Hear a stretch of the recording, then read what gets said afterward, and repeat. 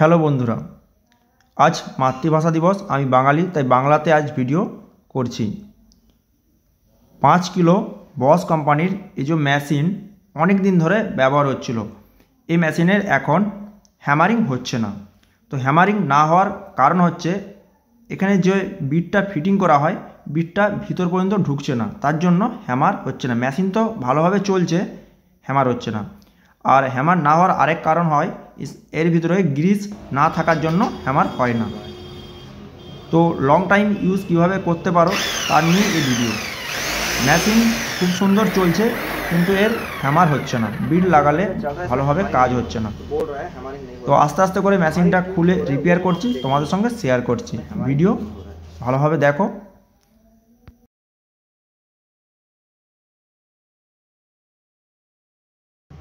हम बीट को डालते हैं, बीट हम डाल लेते हैं इसके अंदर से। देखो इसके अंदर ही नहीं जा रहा है, देखा इसमें ही प्रॉब्लम है, बीट अंदर नहीं जा रहा है। तो इसी वजह से इसमें हैमरिंग नहीं हो रहा है।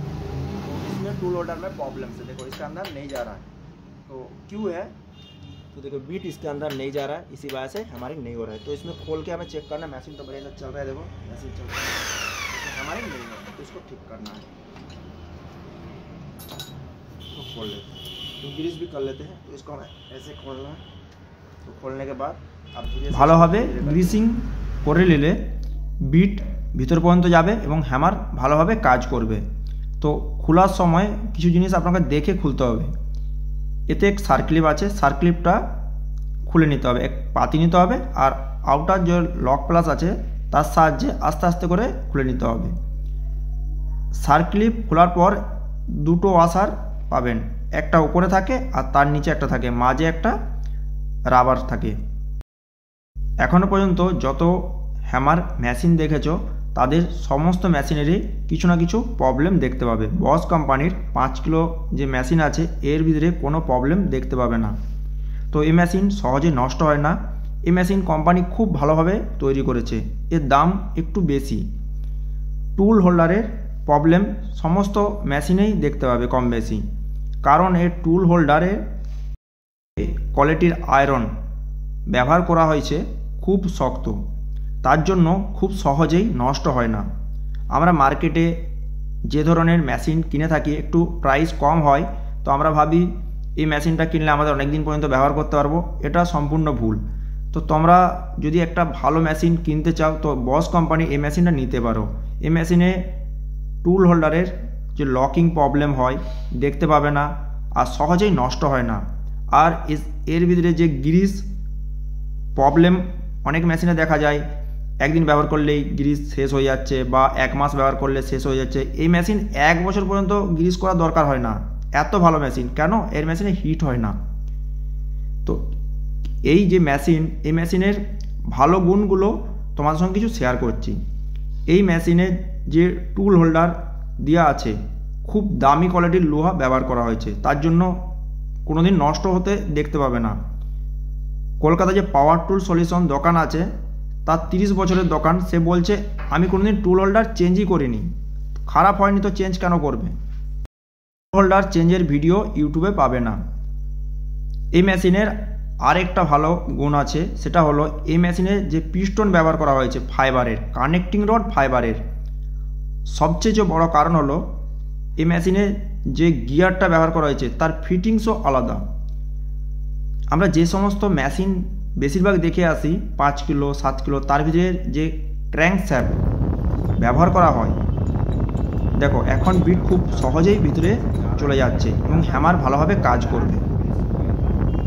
তো এতে যে বল ব্যবহার করা হয় 3টা বল দেখতে পাবে, অন্য মেশিনে 6টা বল ব্যবহার করে থাকে। আর বলের সাইজ এই মেশিনে বড়, এই জন্য তাড়াতাড়ি নষ্ট হয় না বিট। আর অন্য মেশিনে বলের সাইজ ছোট হয়, তার জন্য বেশিরভাগ ঠোকা হওয়ার জন্য তাড়াতাড়ি নষ্ট হয়ে যায়। দেখো হ্যামার খুব ভালোভাবে কাজ করছে।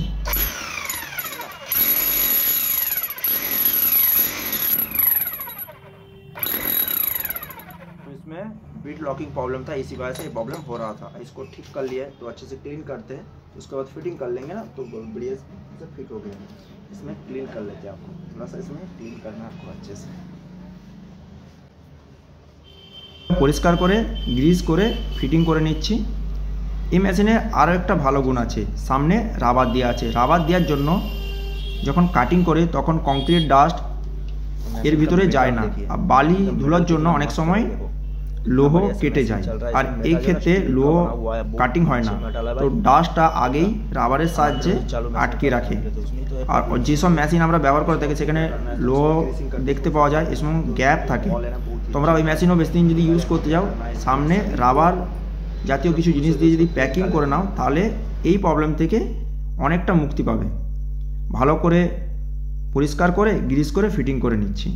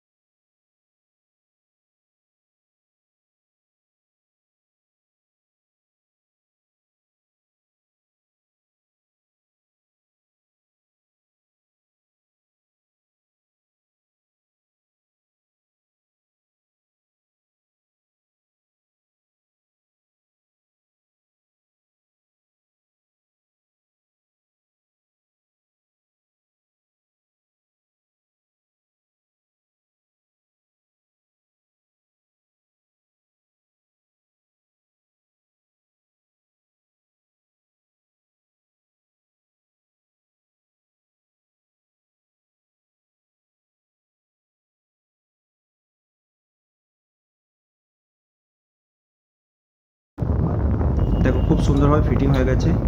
তো ফিটিং হয়ে যাওয়ার পর তোমাকে লক হচ্ছে নাকি এটা ভালোভাবে চেক করে নিতে হবে। ভিতর পর্যন্ত বিট চলে যাচ্ছে এবং হ্যামার ভালোভাবে কাজ করবে। চালিয়েও দেখে নেব। তো টুল হোল্ডের উপরে যে রাবার আছে সেটা ফিটিং করে নিচ্ছি।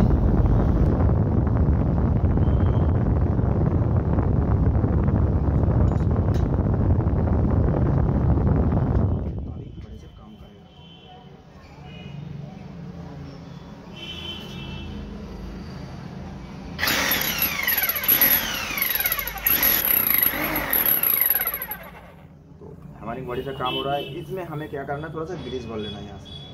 इसमें स्क्रू भी खुल गया है। অনেক সময় মেশিনে গ্রিস না থাকার জন্য হ্যামার হয় না, তো গ্রিস ক্যাপ খুলে একটু গ্রিস করে নিতে হবে, আর ভিতরে যে পুরনো গ্রিস আছে সেটাকে ভালোভাবে পরিষ্কার করে নিতে হবে।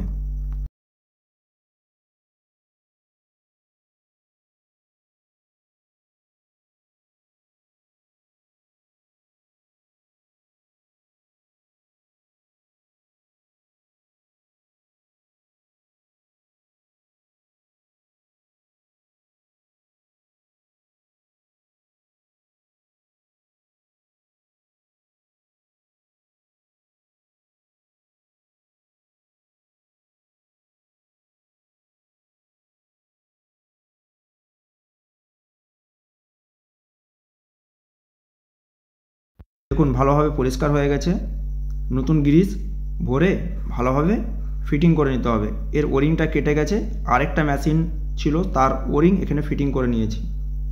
তো ওই মেশিনের অনেকগুলো পেয়ার পাস নষ্ট হয়ে গেছিলো, অর্ডার দিয়েছি, এসে গেলে ওই মেশিনটার fitting video next video share করব।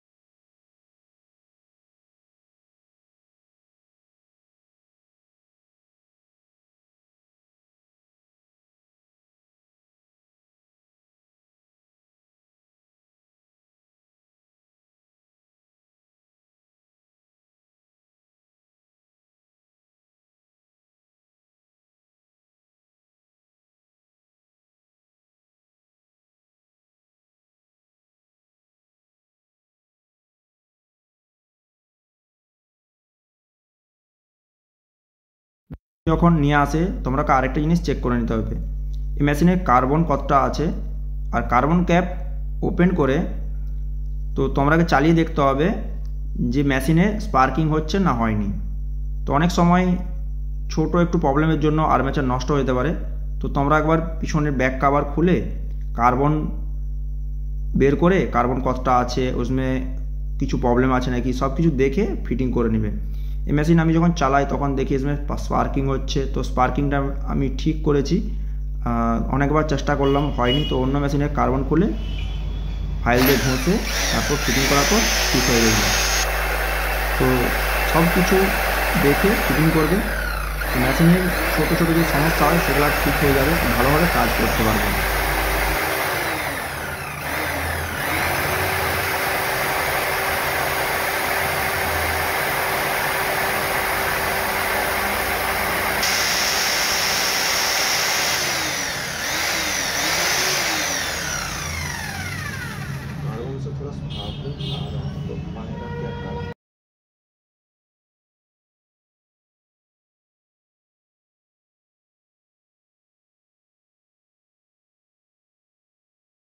গিয়ার ফাংশন আছে, তার ভিডিও তোমার সঙ্গে নেক্সট ভিডিওয়ে শেয়ার করব। এই মেশিন কেন ভালো, এই মেশিন কেন তোমাদের কেনা উচিত, আর এই মেশিন আরও যে মেশিন আছে তার চেয়ে কী কী জন্য আলাদা করে, সেসব নিয়েও একটা ভিডিও তোমাদের জন্য নেক্সট ভিডিওয়ে শেয়ার করব।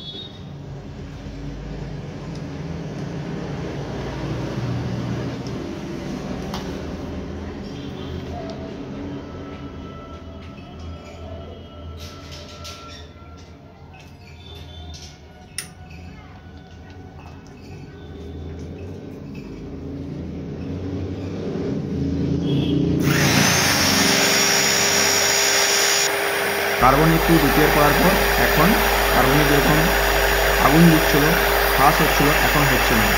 তো বেশি ফাঁসিং হলে আর্মেচার ড্যামেজ হয়ে যায়, তো সেটাকে একটু দেখে তোমাকে রিপেয়ার করে নিতে হবে। নতুন কার্বন থাকলে ফিটিং করে নিও, নয়তো তোমাকে যেরকম কার্বন কিছু থেকে থাকে বা তারও যদি 2 কি 3টে মেশিন নিয়ে আসে, তার থেকে খুলে অ্যাডজাস্ট করে একটা মেশিন রিপেয়ার করে নেবে, তারপর আস্তে আস্তে করে পেয়ার পাস নিয়ে এসে ফিটিং করে নেবে। এইভাবেও কাজ করা যায়। তো আমার কাছে কার্বন থাকেনি, এর কার্বন একটু আলাদা হয়, একটু দামি হয়, কার্বনের দাম 600 টাকা হয়, কারণ অন্য কার্বনেতে লাগালে বেশি দিন চলে না। তো কোম্পানির অরিজিনাল কার্বনই ফিটিং করার চেষ্টা করবে, নাহলে মেশিনে আর্মেচার পুড়ে যাওয়ার প্রবলেম হয়।